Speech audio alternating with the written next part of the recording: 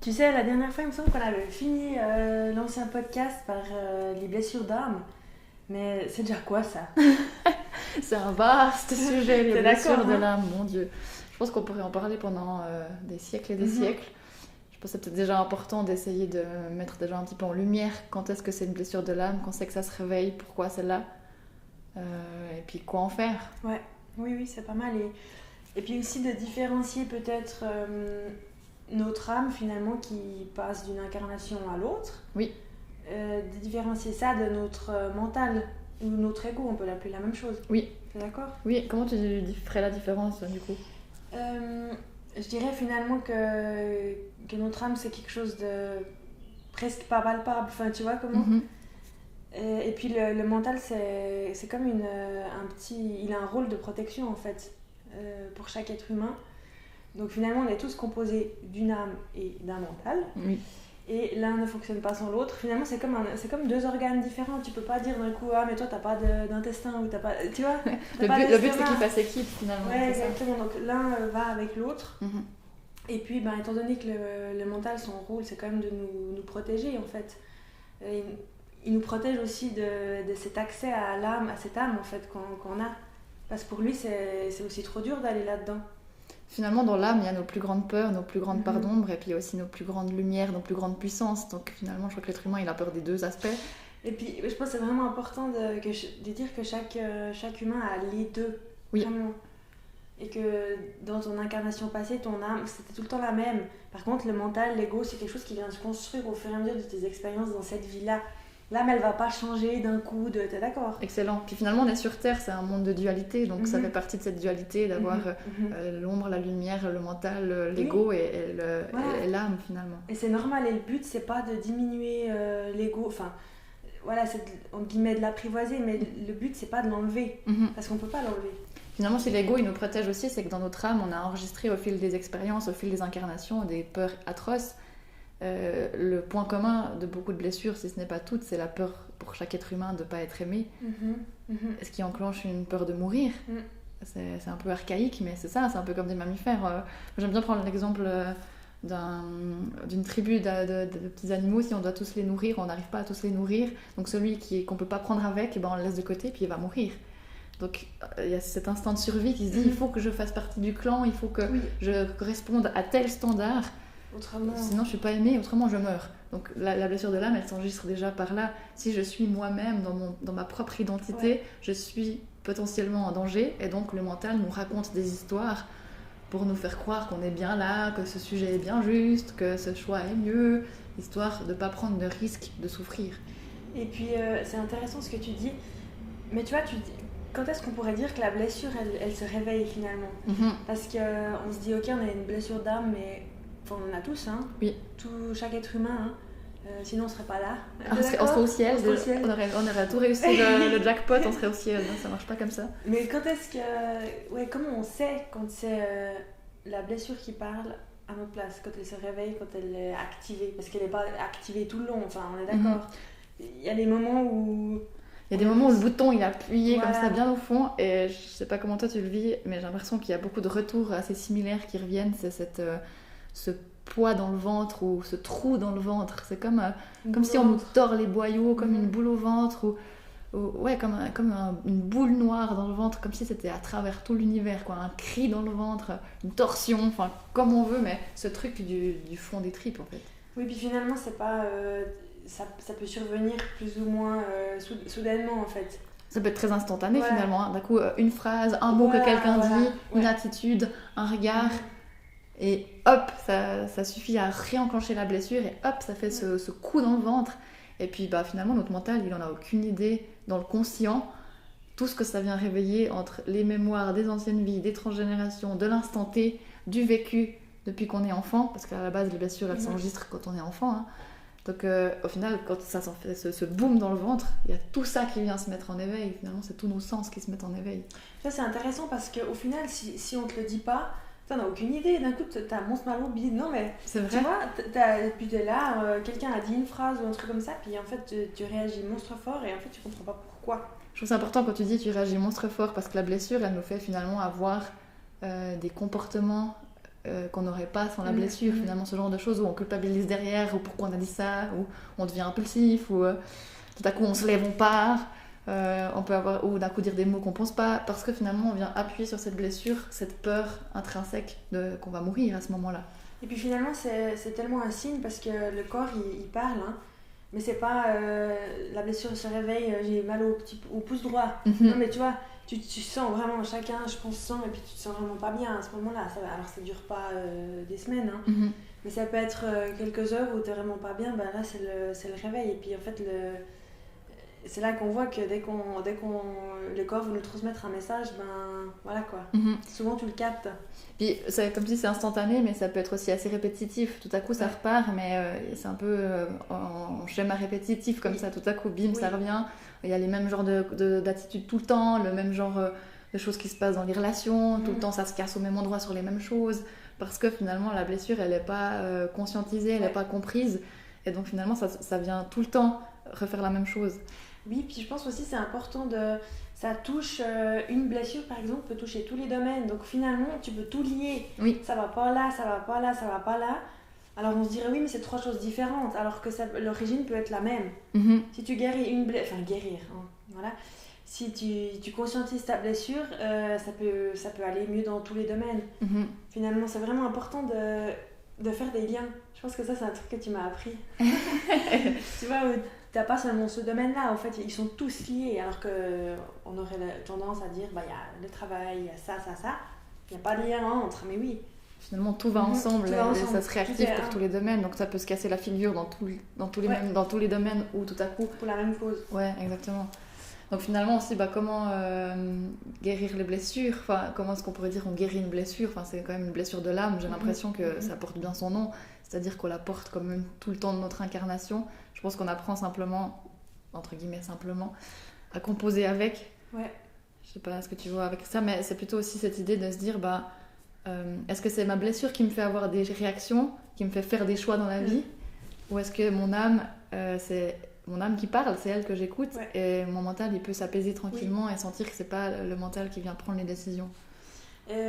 Par rapport à ce que tu dis à la guérison, je pense qu'on peut jamais guérir d'une, parce que autrement, comme on disait, on serait pas là. C'est pas le but de dire moi je veux guérir, non. C'est juste que finalement ces blessures elles dictent pas notre vie. Et puis un bon moyen c'est de les conscientiser. Quand tu ressens cette douleur dans le ventre, ou peu importe, chacun se dire mais quelle situation m'a provoqué ça, peut-être les noter, ou pour avoir un petit carnet et tout, et puis se dire mais ok, là il faut que je me pose, il faut aller chercher, il faut aller creuser, alors qu'est-ce que ça vient réveiller chez moi, parce qu'on me dit ça fait quoi, ça veut dire que quand on me dit ça je culpabilise, mais pourquoi je culpabilise, d'aller chercher, de décortiquer.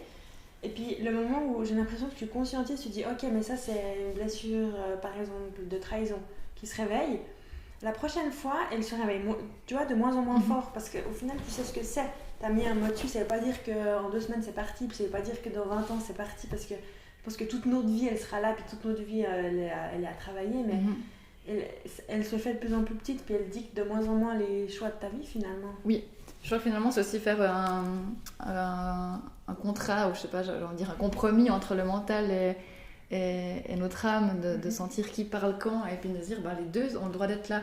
Quelque chose que toi tu m'as appris, c'est quand tu dis le mental il s'excite, ou il a peur, mais pas grave, tu disais toujours c'est pas grave. J'aime trop cette phrase, elle me reste, en disant ok, je vais pas taper sur mon mental en disant je culpabilise de nouveau avec ça, pourquoi, j'ai fait quoi. Ok, mon mental il est chou, il veut me protéger parce que là il a peur qu'on l'aime pas, il a peur d'avoir fait faux, il a peur d'être trahi, il a peur d'avoir mal, etc. Et donc du coup à ce moment-là, pas grave, c'est normal que ça réagisse, puis qu'est-ce que je peux aller chercher derrière. C'est vrai, finalement c'est un bon levier de développement et de remise en question sur soi, d'utiliser les blessures à bon escient. Et puis finalement quand la blessure se réveille, le mental il comprend rien. Puis du coup il essaie de, tu vois, tu culpabilises, machin, il donne des histoires, des trucs. Mais au fond, il y a quelque chose de plus loin. Alors, de conscientiser cette blessure, de dire ok, j'ai compris, c'est ma blessure, c'est comme si le mental, ça pèse un peu, parce qu'il a finalement il a une raison, quelque chose qui est en guillemets valable. Et puis de se dire que c'est totalement normal. Oui. Puis ces blessures, elles prennent vie beaucoup dans l'enfance, elles s'enregistrent, moi j'aime bien dire, entre 0 et 7 ans. Puis après, c'est tous les moments de la vie qui viennent réactiver ça. Et je trouve des fois difficile de sentir que c'est ok. On se dit, ouais, mais j'ai pas vécu une enfance si compliquée. Pourquoi est-ce que je pourrais avoir enregistré telle blessure? Ça n'a pas de sens. Ma maman, elle a pas fait ci, mon papa, il a pas fait ça. Ou... Oui, mais en fait, on enregistre ces blessures avec nos parents et qu'on ait été maltraités, qu'on ait eu une enfance heureuse. Dans tous les cas, c'est suffisant parce que c'est un ressenti. Et ce qu'on ressent, ça se discute pas. Si je ressens, c'est que c'est juste. Puis je trouve que des fois, c'est difficile de se dire, bah, c'est suffisant, ça me donne le droit à ce que ma blessure, elle s'enregistre déjà là. Donc je pense que ça vaut la peine aussi d'aller beaucoup creuser dans l'enfance. Bah, tu parlais de la trahison avant, bah, à quel moment je me suis sentie trahie dans mon enfance? Par qui? Pourquoi? Pour des choses des fois toutes bêtes, mais quand on est dans un cœur d'enfant, ça suffit à ce que ça fasse mal, puis d'aller libérer l'émotion qu'il y a derrière. C'est intéressant ce que tu disais avec les enfants, parce que par exemple, quand tu as ce cas comme ça où tu te dis, ben, je me souviens pas, parce que dans mon enfance, c'était pas si terrible, voilà. De nouveau, on en revient au rôle du mental, parce que pour lui, c'est tellement douloureux à ce moment-là, pour cet enfant de ressentir ça, il protège, il bloque. C'est comme s'il dilute l'info du cerveau, finalement. Parce qu'au final, son rôle, c'est ça, c'est de nous protéger. Puis il n'y a rien, tout va bien, c'est normal, voilà. je peux pas me plaindre, tout va bien. Et c'est pour ça que peut-être 20 ans plus tard, ça ressort toute ta vie, mais 20 ans plus tard, tu te dis, ah ouais, mais en fait, peut-être que non, ça n'a pas été si facile. Et puis au final, c'est de nouveau difficile d'accéder à ça, parce que le mental, il est tellement... Mais il prend son rôle, finalement. Puis de se dire, ben... Voilà, c'est pas parce que je me suis pas autorisée à ressentir l'émotion à ce moment-là qu'elle n'était pas existante. Excellent, ouais, je suis d'accord. Et c'est de sentir, encore une fois, c'est qui parle, c'est le mental, c'est là, mais les deux sont là, ils vont jamais disparaître. Comme tu disais, on est sur Terre, on a les deux. Ouais, donc, mais voilà, d'apprendre à cohabiter avec. Puis je trouve que quand on a de la peine aussi à aller des fois rechercher dans l'enfance, ou pourquoi j'arrive plus à me souvenir que j'ai senti ça, des fois les événements actuels. Ça reflète. En fait, c'est le miroir, c'est la mémoire. On peut imaginer, si on reprend la trahison, je me sens trahie là, à ce moment-là. Bah, on imagine que quand je suis un enfant, à ce moment-là, je peux ressentir la même chose que quand telle personne me dit ça ou se comporte de cette façon-là. Et puis je trouve important ce que je disais avec les ressentis, que même si pour toi, tel événement, ça a généré une dose de tristesse, je dirais un exemple, quelqu'un il pourrait dire ouais mais c'est juste ça, mais non c'est pas juste ça, du moment que toi tu ressens, d'accord, du moment que toi tu ressens, il y a pas c'est pas un ressenti, il se justifie jamais, il est légitime mais tel qu'il est, ça peut être pour n'importe quoi. Un ressenti ne se négocie pas, je crois. Voilà, oui, exactement, il se justifie pas, ouais. Et puis l'enregistrement de nos blessures, je trouve qu'elle est aussi différente par rapport aux membres de la famille, dans le sens où on voit souvent des frères et des sœurs qui vivent la même chose, dans le même cadre, mais ça génère pas la même blessure. C'est pas qu'il y en a un qui a juste, qui a faux, c'est qu'il y en a un, il peut vivre quelque chose comme étant une trahison et l'autre comme un abandon. Et c'est pas faux, c'est simplement comment je vis l'événement, qu'est-ce qui me génère. Oui. Et puis il n'y a pas de vérité finalement. Chacun, nous, un ressenti, il est tellement légitime, et puis pour toi ça sera ça, puis pour moi ça sera ça, puis au final il faut pas essayer de mettre tout ensemble et de dire c'est qui... Chacun, c'est ça aussi, reprendre son pouvoir et puis se dire mais au final ce que je ressens là c'est juste. Puis si ça vient de dire ça chez moi, ben c'est que moi j'ai à travailler là-dessus. Peut-être que mon voisin il aura autre chose à travailler. Complètement. Et chez moi c'est ça que ça réveille, et j'ai le droit et je vais le chercher et je vais me connaître finalement grâce à ça. Puis ça c'est pour la même situation. On pourrait prendre un exemple par exemple. Enfin, tu vois. Oui, ouais, c'est vraiment de revenir à soi puis d'utiliser ça encore une fois comme mode d'emploi de se comprendre, de se connaître. C'est ça, c'est apprendre aussi à se connaître. Après, dans toutes ces blessures, il y a les blessures de l'âme qu'on connaît, ces 5 blessures qu'on entend aussi partout, qui peuvent être une référence. Mais il n'y a pas que ça. Je trouve qu'il y a aussi d'autres choses qu'on peut aller sentir, comme les blessures qui viennent de plus loin. Le fait de venir déjà sur Terre, c'est une blessure en soi pour plein de personnes. Donc c'est aussi intéressant de se dire pourquoi je bosse sur ces blessures, j'ai travaillé mon enfance, puis ça suffit pas. Ça bloque encore. Peut-être ça demande d'aller travailler dans les transgénérations, d'aller travailler dans les vies antérieures ou d'autres formes de blessures plus profondes qui viennent finalement de toute l'histoire de notre âme. Parce que finalement, comme on disait avant, ton âme elle passe d'incarnation en incarnation, donc elle enregistre. Tu vois, c'est pas comme le mental où lui est là juste pour cette vie, après ciao bonne. T'as tout ce bagage, donc si t'es déjà venu sur Terre 50 fois, voilà. Mince, ça suffit pas de juste entre guillemets juste guérir ce qui s'est passé quand j'avais 7 ans. Ouais. Après de nouveau c'est pas un... c'est qu'on n'est pas obligé de tout guérir enfin tu vois. voilà, tant que t'en as conscience, ou même pas forcément, tu peux très bien vivre, c'est ça, c'est que chacun compose avec ce qui résonne. Tu peux très bien vivre toute ta vie heureux sans guérir tes blessures, hein. Ça va très... Enfin, Ça va aussi très bien. Ça va aussi très finalement. bien. C'est juste que voilà, des fois, t'as des questionnements, puis finalement, tu dis, ah, en fait, je ressens ça, c'est à cause de ça. Enfin, à cause.